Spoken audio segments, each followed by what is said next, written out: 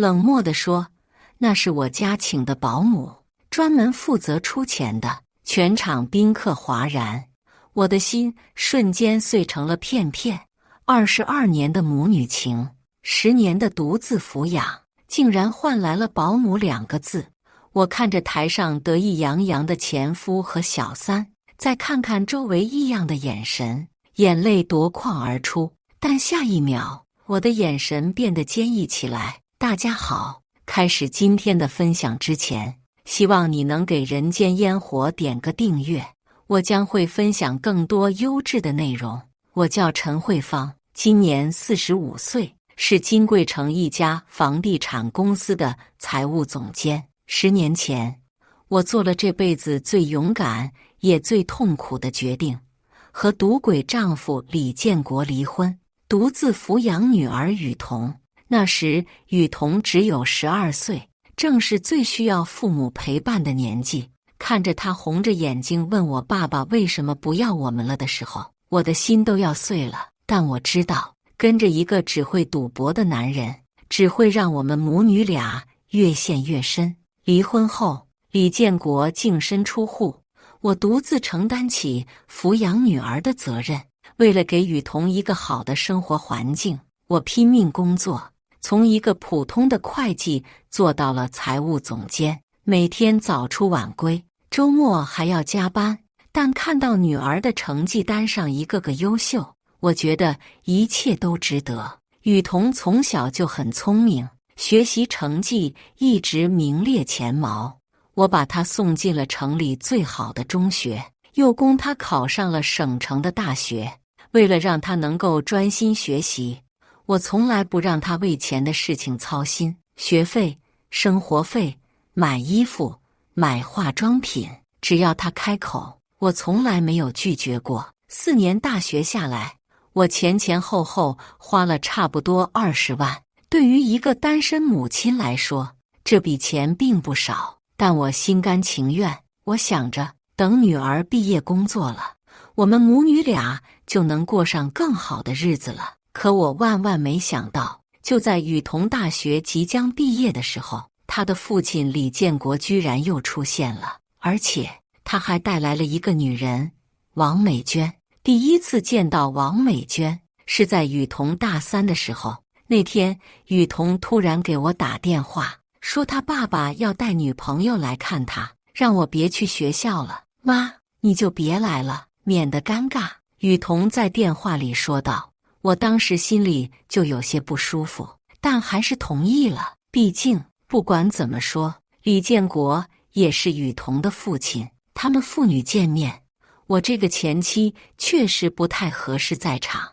但让我没想到的是，从那以后，雨桐口中开始频繁出现王阿姨这个名字。妈，王阿姨给我买了一套护肤品，特别好用。妈，王阿姨说她开了一家美容院，生意特别好。妈，王阿姨人特别温柔，对我特别好。听着女儿一句句夸赞那个女人，我心里说不出的难受。我辛辛苦苦养大的女儿，居然开始夸赞别的女人了。有一次，我忍不住问雨桐：“你爸爸现在工作怎么样？”雨桐顿了顿，说：“还可以吧。”王阿姨说：“爸爸在一家公司当技术顾问。”我心里冷笑，李建国那个人我太了解了，好吃懒做，除了赌博什么都不会。他能当什么技术顾问？肯定是那个王美娟在女儿面前撒谎，为了让李建国在女儿心中有个好形象。但我没有拆穿，我不想在女儿面前说他父亲的坏话，毕竟血浓于水，我不能剥夺他拥有父爱的权利。可我越是不说，雨桐就越是向着他父亲那边。大4的时候，他甚至开始抱怨我：“妈，你为什么当初要和爸爸离婚啊？”王阿姨说：“夫妻之间应该相互包容，你就不能忍忍吗？”听到这话，我的心都凉了。我忍了整整5年。李建国输光了家里所有的积蓄，甚至把房子都抵押了去赌博。如果我再忍下去，我们母女俩连住的地方都没有了。但我没有跟女儿争辩，我知道她已经被李建国和王美娟洗脑了。去年春天，雨桐大学毕业，在省城找到了一份不错的工作。工作稳定后，她提出要在省城买房子。妈，我想在省城定居，你能帮我付个首付吗？雨桐在电话里说。我没有犹豫就答应了。我这些年攒下了一些钱，给女儿买房子是我早就计划好的事情。很快，我就拿出了60万给她付了首付，还承诺帮她还房贷。房子买下来后，雨桐高兴得不得了，在朋友圈里晒照片，说自己终于有了属于自己的家。看着女儿开心的样子，我也很欣慰。但没过几天，李建国就找上门来了。慧芳，听说你给雨桐买房子了。李建国站在我家门口，脸上带着虚假的笑容。是啊，怎么了？我冷冷地看着他。你看，雨桐是我们共同的女儿，你给她买房子，是不是也应该给我一点？我也是她的父亲啊。李建国厚着脸皮说。我差点被他的无耻给气笑了。你要钱干什么？继续去赌博吗？你这话说的，我早就不赌了。我现在想做点小生意，总得有点启动资金吧。李建国说着，眼神有些闪躲。做生意？你做什么生意？我追问道。就是和美娟一起开个店，她懂经营。李建国支支吾吾地说。我明白了，他是想要钱给那个王美娟。我直接拒绝了。不可能，我的钱只给雨桐，不会给任何其他人。李建国脸色一下子变了。陈慧芳，你别太过分，雨桐是我的女儿，我有权利要求你帮助我。她是你女儿不错，但这些年她的学费、生活费哪一分是你出的？现在知道要权利了，我毫不客气地对回去。李建国被我说得哑口无言，最后恶狠狠地扔下一句话：你给我等着，我会让雨桐知道你到底是个什么样的人。看着他离开的背影，我心里有种不祥的预感。果然，从那以后，雨桐对我的态度开始发生了微妙的变化。妈，你为什么不肯帮助爸爸？他也是我的家人啊。雨桐在一次通话中质问我。雨桐，你爸爸找你说什么了？我试探着问。他说你很自私，有钱只知道给我花，从来不考虑别人的感受。王阿姨也说了，家人之间应该相互帮助。雨桐的语气有些冷淡。我深吸了一口气，努力压制心中的怒火。雨桐，你爸爸这些年为你做过什么吗？他有给过你一分钱吗？钱不是最重要的，感情才是最重要的。王阿姨说，真正的爱不是用金钱来衡量的。雨桐说这话的时候，语气就像是在背书一样。我知道，他完全被那2个人洗脑了。他看不到我这些年的付出，看不到我为了他有多么辛苦，反而被那2个不费一分钱就在他面前充好人的混蛋给蒙骗了。但我还是没有放弃。我想着，也许时间能够让雨桐看清楚事情的真相。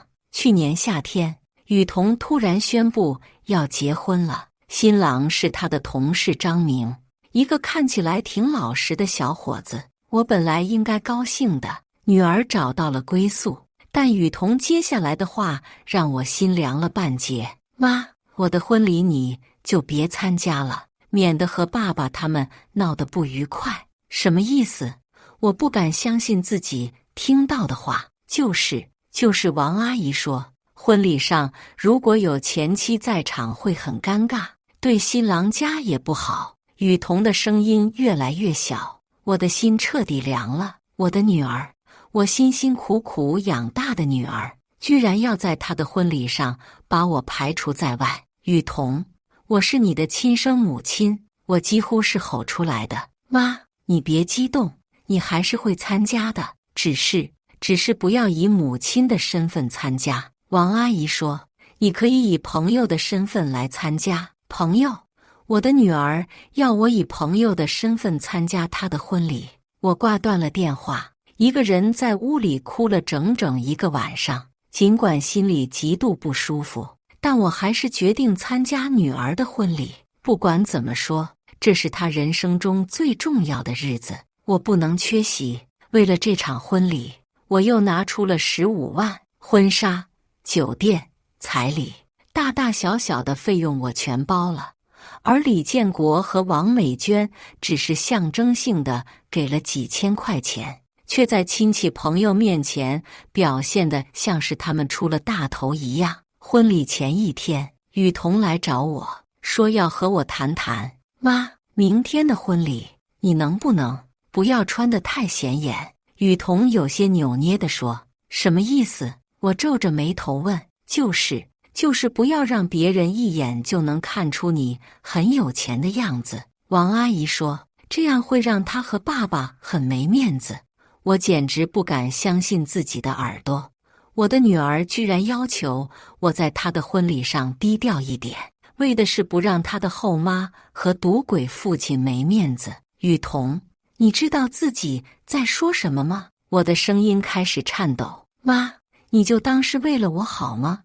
我不想在我的婚礼上看到任何不愉快的事情。看着女儿的眼神，我最终还是妥协了。我答应了她的要求，决定在婚礼上尽量低调。但我没想到，这只是一个开始，真正的羞辱还在后面等着我。婚礼当天，我特意穿了一身朴素的衣服，化了淡妆，安静地坐在角落里。而李建国和王美娟则打扮得光鲜亮丽，坐在主席台上，享受着众人的祝福和赞美。看着王美娟那副得意洋洋的样子，我心里充满了厌恶。这个女人凭什么坐在那里？她对雨桐做过什么？除了几句甜言蜜语和几件小礼品，她付出过什么？婚礼进行到一半的时候，司仪开始介绍新娘的父母。按照雨桐的要求，司仪介绍的是李建国和王美娟。现在让我们欢迎新娘的父母上台，感谢他们多年来对新娘的养育之恩。司仪大声说道。台下响起了热烈的掌声。李建国和王美娟手挽着手走到台前，脸上都带着幸福的笑容。雨桐，快来拥抱你的父母吧，司仪说。就在这时，让我彻底绝望的事情发生了。雨桐走到台前，大声喊道：爸爸妈妈。他喊的是李建国和王美娟。全场宾客都愣住了，有人开始窃窃私语，他们显然很困惑，为什么新娘的母亲看起来这么年轻？这时，有亲戚指着我问道：那个女人是谁？雨桐回头看了我一眼，然后用清晰的声音说道：那是我家请的保姆，专门负责出钱的保姆。我觉得天都要塌下来了。我的女儿，我辛辛苦苦养大的女儿，居然当着所有人的面说我是他家的保姆。李建国得意洋洋地搂着王美娟，大声说道：对，我们才是雨桐的亲生父母。有些人啊，就是花点钱就想当妈，天下哪有这么便宜的事？王美娟也假惺惺地补充道：雨桐从小就跟我亲，比跟他亲妈还亲呢，血浓于水，这是改变不了的事实。全场的宾客开始议论纷纷，有人指指点点，有人交头接耳。我坐在角落里，感觉所有人的目光都像刀子一样刺向我。22年的母女情分，10年的辛苦付出，60万的买房钱，15万的婚礼费，竟然换来了保姆2个字。我的眼泪夺眶而出，双手不停地颤抖。我看着台上得意洋洋的3人，再看看周围异样的眼神，心如刀绞。但就在这时，我深深吸了一口气，擦掉眼泪，眼神从绝望变得坚毅起来。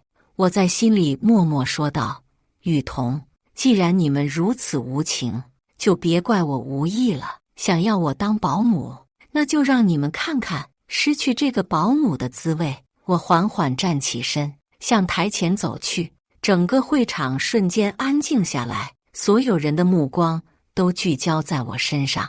我的声音虽然有些颤抖，但异常清晰。既然我只是个花钱的保姆，那这个保姆现在正式下岗了。说着，我拿出手机，当着所有人的面开始操作银行啦。雨桐，你看好了。我举起手机，让所有人都能看到屏幕。这是你房贷的自动扣款设置，我现在就取消它。雨桐的脸色一下子变得苍白。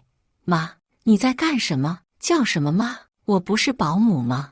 我冷冷地看着他。从今天起，你的房贷自己还，生活费自己挣。一个保姆没有义务继续为雇主的女儿买单。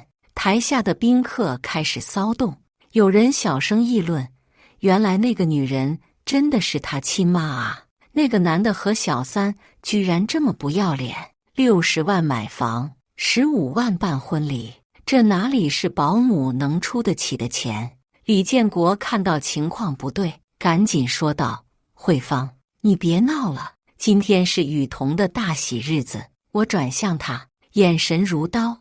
我闹？李建国，你还有脸说我闹？我走到台前，对着话筒大声说道：“各位亲朋好友，我想澄清几件事。第一，我是雨桐的亲生母亲，10年前因为这个男人赌博成性，选择离婚，独自抚养女儿。第二，雨桐从12岁到22岁，所有的学费、生活费、买房钱、婚礼费，总共超过100万，全部是我一个人承担的。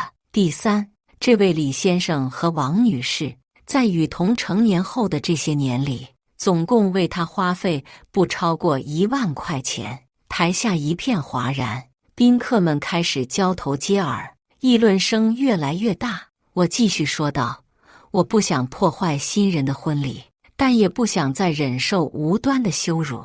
既然雨桐认为我只是个保姆，那这个保姆就此解除劳动关系。”说完，我又拿出手机继续操作。这是我为雨桐申请的30万信用额度，现在我撤销担保，这是他的保险受益人。我取消指定，这是我为他存的教育基金。每说一项，雨桐的脸就白一分。他显然没想到我会在他的婚礼上做得这么绝。王美娟慌了，赶紧说道：“雨桐，快去拦住他！”但雨桐站在那里，完全傻了。他这时才意识到自己到底失去了什么。我处理完所有的事情，平静地看着台上的3个人：李建国、王美娟。从今天起，雨桐就是你们的女儿了。她的房贷每月8000，生活费、车贷、保险费，各种开销，以后就拜托你们了。李建国的脸色已经变得铁青。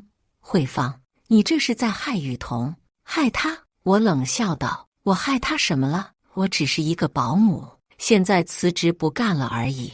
雇主的女儿以后过得怎么样，关我什么事？”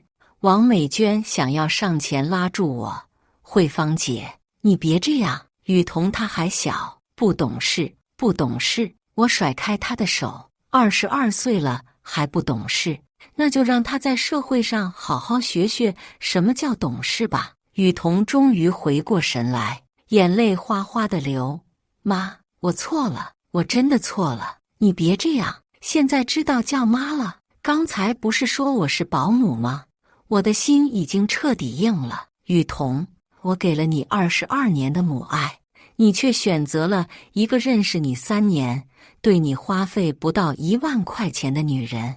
这是你的选择，你要为自己的选择负责。”新郎张明这时候也慌了，他拉着雨桐的手说：“雨桐，你快去向阿姨道歉啊！”但我已经不想再听任何解释了。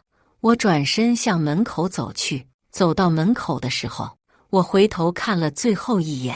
各位，婚礼继续，新娘有这么疼爱她的父母，一定会过得很幸福的。说完，我头也不回地离开了婚礼现场，身后传来雨桐撕心裂肺的哭声：“妈，你别走，妈！”但我的脚步没有停，有些错误一旦犯下，就没有回头路了。09离开婚礼现场后，我直接开车回了家。一进门，我就瘫坐在沙发上，眼泪终于止不住地流下来。22年的母女情啊，就这样断了。我想起雨桐小时候生病，我一夜不睡地守在她床边。我想起她考试考得不好时，我安慰她说没关系，下次努力就好。我想起她考上大学时，我高兴得一夜没睡。第二天赶紧去给她买了一台笔记本电脑。这些年来，为了给她最好的生活，我从来舍不得给自己买一件好衣服，从来舍不得去旅游，甚至连生病了都舍不得去看医生，怕花钱。可是现在，这一切都变得毫无意义了。手机一直在响，但我没有接。我知道是谁打来的，无非是雨桐、李建国，或者是一些亲戚朋友，但我什么都不想听，什么都不想解释。第二天，雨桐找上门来了，她红着眼睛，看起来一夜没睡。妈，你开门，我知道你在家里。她在门外一边敲门一边说：“妈，我错了，我真的知道错了，你原谅我这一次好不好？”我坐在客厅里，听着女儿的哭声，心如刀绞，但我没有开门。妈，我知道我昨天说的话伤害了你，但我真的不是故意的，是王美娟教我那样说的。她说这样对大家都好。听到这话，我更加愤怒了。到了这个时候，她还在为那个女人开脱。妈，你就原谅我这一次吧，我保证以后再也不会这样了。你让我做什么都行，只要你别不要我。雨桐在门外哭了整整2个小时，我在屋里也哭了2个小时。最后她累了，声音也哑了。妈，我知道你很生气，我不怪你，但是妈，房贷的事情我真的还不起，张明的工资也不高，我们2个人的工资加起来都不够还房贷的。妈，你就帮我这最后一次好不好？听到这话，我彻底死心了。到了这个时候，他想的还是钱，还是房贷，而不是我们之间的感情。我走到门边，隔着门说道：“雨桐，你的房贷问题，去找你的好爸爸好妈妈吧，我这个保姆已经辞职了。”门外安静了一会儿，接着传来雨桐更加绝望的哭声。雨桐走后，李建国来了，他带着王美娟，厚着脸皮想要进我家。慧芳，开门，我们来和你好好谈谈。李建国在门外喊道。我隔着门说：“没什么好谈的，你们不是说我是保姆吗？保姆和雇主有什么好谈的？”慧芳，你别这样，雨桐她还年轻，你别和她一般见识。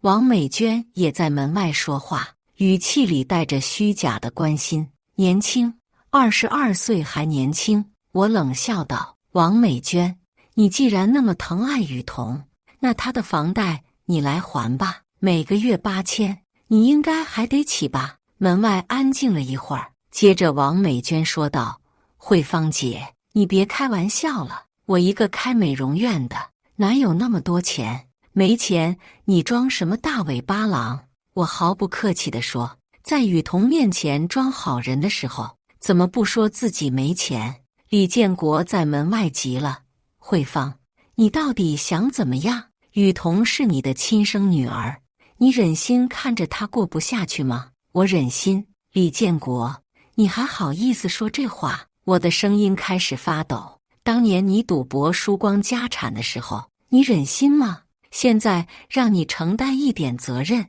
你就受不了了？那都是过去的事了，你怎么还提？李建国说道：“过去的事，那我被叫保姆的事也是过去的事，你怎么不说让我别计较？”门外又安静了。过了一会儿，王美娟说道：“慧芳姐，要不这样吧，我们大家都退一步，雨桐的房贷我们出一半，你出一半，怎么样？我差点被他的厚颜无耻给气笑了。一半，王美娟，你凭什么和我平分？你为雨桐付出过什么？我也是他的妈妈啊！王美娟的声音开始发虚。你是他什么妈妈？你是他后妈，而且还是小三上位的后妈。我直接戳穿了他的虚伪。别以为我不知道，你接近李建国就是为了他前妻的钱。现在计划失败了，你就想让我继续当冤大头，毛都没有。说完，我再也不理会他们，任由他们在门外叫嚷。最后，他们无奈地离开了。接下来的几天，我的电话被打爆了，雨桐、李建国、王美娟，还有一些亲戚朋友都来劝我大人不计小人过，让我原谅雨桐。但我心意已决，我不是不心疼女儿，但她必须为自己的选择付出代价。1个星期后，雨桐的同学小黎给我打电话：“阿姨，雨桐她现在过得很不好。”小李在电话里说：“怎么了？”我问道，心里还是忍不住担心。他的房贷还不上，银行已经发了催收通知，张明的家里也不同意帮忙，说雨桐家里这么复杂，不想掺和。雨桐现在每天都在哭，工作也受到了影响。听到这话，我心里也不好受，但我还是说道：“那他有没有找他的好爸爸、好妈妈帮忙？”找了，但是李叔叔和王阿姨都说没钱。王阿姨还说她的美容院生意不好，自己都快维持不下去了。我冷笑一声：“生意不好，那他哪来的钱给雨桐买那些奢侈品？”阿姨，雨桐她真的知道错了，她现在天天说，如果能重来一次，她绝对不会那样对你。小李继续说道：“有些错误是不能重来的。”我平静地说：“他选择了他的路，就要走下去。”又过了几天，我听说雨桐和张明的关系也出现了问题。张明的父母强烈反对这门亲事，说雨桐家庭关系太复杂，而且还有这么大的经济负担。张明夹在中间，左右为难，对雨桐的态度也开始变得冷淡。我知道雨桐现在一定很痛苦，但我不后悔我的决定。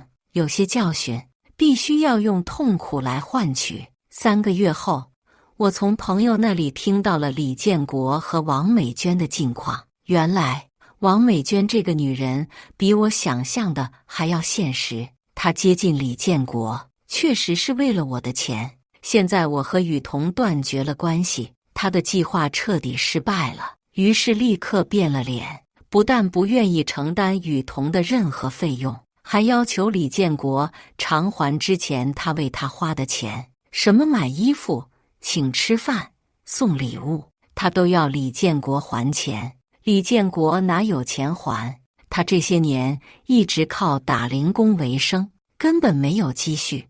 王美娟看他还不起钱，就直接把他赶出了美容院，还换了门锁。李建国无家可归，想回老家农村的房子，却发现房子早就因为他欠债被法院查封拍卖了。现在的李建国只能在一些廉价的旅馆里过夜，有时候甚至睡在网吧里。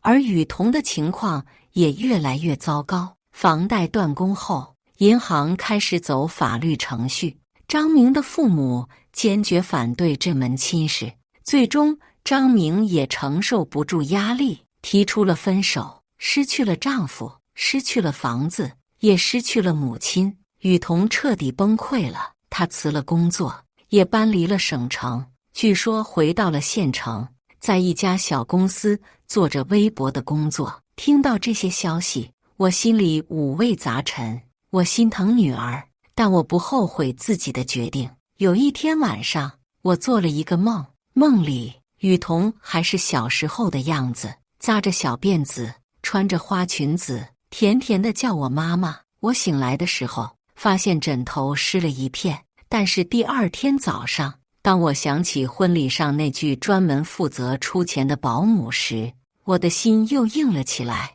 有些话一旦说出口，就说不回来了；有些伤害一旦造成，就无法弥补了。半年后，我在街上遇到了雨桐的大学同学小王。阿姨，你最近还好吗？小王看到我，有些犹豫地打招呼。还好，你呢？工作怎么样？我尽量保持平静。我还行。阿姨，雨桐他现在过得很不好。小王欲言又止，我没有接话，只是看着他。他现在在县城的一家小工厂做财务，工资很低，租住在一个老旧的小区里，连个像样的家具都没有。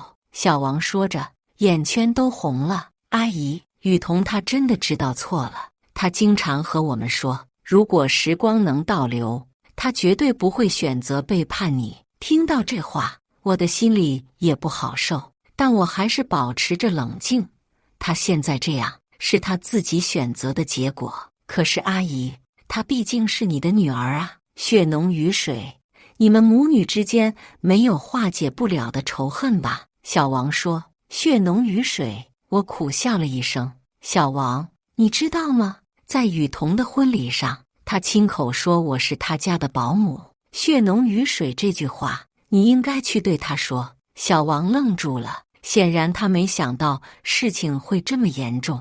阿姨，雨桐他是不是说过什么不该说的话？不该说的话。我的声音开始颤抖。他在所有亲戚朋友面前说我是他家请来专门负责出钱的保姆，你觉得这算不算不该说的话？小王震惊地说不出话来。我继续说道，22年的养育之恩，100多万的花费，换来的是保姆2个字。小王，如果是你，你能接受吗？小王的眼泪流下来了。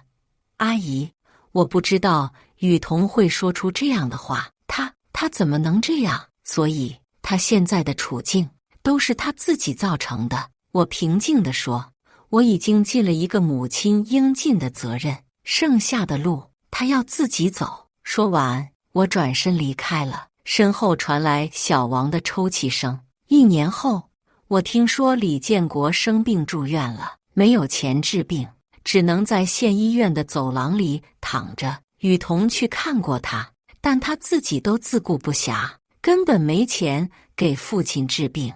李建国躺在病床上，后悔得直流眼泪，说自己害了女儿。王美娟听说李建国生病了，不但不去看他，还到处说他是活该，说他就是个废物。我听到这些消息，心里也有些触动。不管怎么说，李建国也是雨桐的父亲，看着他这样，我也于心不忍。但我最终还是没有去医院，我和他们的关系已经彻底结束了。李建国的病情越来越重，最后不治身亡。雨桐连办丧事的钱都拿不出来，只能草草地把父亲火化了。听说在火化场，雨桐哭得死去活来，不停地说对不起，但人死不能复生，再多的后悔也没有用了。李建国死后，雨桐的处境变得更加艰难。他一个人在县城里打工，没有亲人，没有朋友，过得极其孤独和凄凉。有时候，我也会想起这个曾经是我生命中最重要的人。我想起他小时候生病时抓着我的手不放，想起他考试考好了之后扑到我怀里撒娇的样子，想起他第一次叫我妈妈时那甜甜的声音。但每当这时候，我就会想起婚礼上的那一幕，想起他指着我说保姆时那冷漠的表情，我的心就又硬了起来。有些伤害真的无法原谅。2年后的春天，我决定换一个城市生活。在原来的城市里，到处都有和雨桐相关的回忆。我想要一个全新的开始。在搬家整理东西的时候，我翻出了很多雨桐小时候的照片，看着那些照片，我的眼泪又流了下来。照片里的雨桐天真可爱，眼睛里满是对我的依赖和信任。那时候的他还会在我生病的时候给我端茶倒水，还会在我加班的时候给我按摩肩膀，还会在母亲节的时候给我画一张贺卡，上面写着“妈妈，我爱你”。可是那个雨桐已经不存在了。我把所有的照片都收进了一个盒子里，然后锁进了柜子的最深处。有些回忆还是让他们永远埋在心底吧。搬到新城市后，我在一家外企找到了工作，新的环境，新的同事，新的生活节奏，让我渐渐地从痛苦中走了出来。我开始学着为自己而活，我给自己买漂亮的衣服，去高级的餐厅吃饭，去世界各地旅游。这些年来，我为了给雨桐最好的生活，从来舍不得为自己花钱。现在，我终于可以好好对待自己了。有时候，同事们会问我有没有孩子，我总是淡淡的回答：曾经有过，但已经没有了。他们以为我的孩子去世了，都很同情我，但只有我自己知道，我的女儿还活着，只是对我来说，她已经死了。有一天，我在网上看到一条新闻，说的是一个女儿在母亲的葬礼上后悔莫及的故事。看着那个女儿痛哭的样子，我想起了雨桐。也许有一天，当我真的离开这个世界的时候，雨桐也会像新闻里的女儿一样痛哭吧。但那时候，一切都晚了。我关掉了新闻，继续我的新生活。过去的就让它过去吧，我不想再回头了。3年后，我在新城市过得很好，工作顺利，身体健康，还交了一些新朋友。我以为我已经彻底放下了过去，但命运总是喜欢和人开玩笑。那天，我在商场里买东西，突然听到有人叫我的名字。我回头一看，居然是雨桐的高中同学小张。陈阿姨，真的是您吗？您怎么在这里？小张惊讶地看着我。工作调动，现在在这边生活。我淡淡地说。那太好了，雨桐知道的话一定很高兴。小张兴奋地说。听到雨桐的名字，我的心跳快了一拍，但表面上依然保持平静。他怎么样？他现在过得很不好。小张的表情变得沉重。他一直在找您，想要向您道歉，但一直找不到。他说，他这辈子最后悔的事情，就是在婚礼上那样对待您。我没有说话，只是静静地听着。阿姨，雨桐她真的知道错了。她现在一个人生活，很孤独，也很痛苦。她经常说，如果您能原谅她，她愿意用剩下的生命来补偿您。补偿？我苦笑了一声。有些东西失去了，就再也找不回来了。可是阿姨，她毕竟是您的女儿啊。小张恳求地看着我，您就不能给她一个机会吗？我看着小张真诚的眼神，心里有些动摇。但我想起了那个婚礼，想起了那句保姆，我的心又硬了起来。小张，有些话说出来就收不回了，有些事情做了就没有后悔的机会了。我平静地说，雨桐已经做出了她的选择，现在要承担选择的后果。说完，我转身离开了。身后传来小张的声音：阿姨，您的联系方式。但我没有回头，直接走出了商场。回到家里，我坐在沙发上，心情久久不能平静。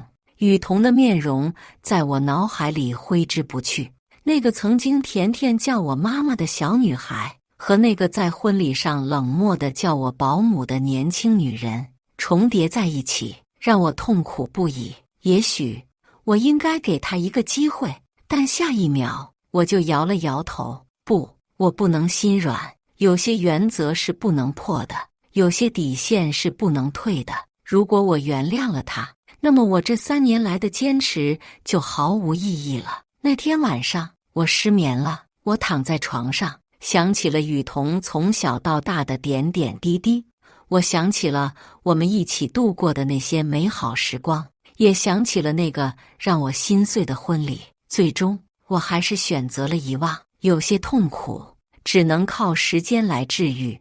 以上就是今天分享的故事，大家有什么想说的、想吐槽的，欢迎在下方评论交流。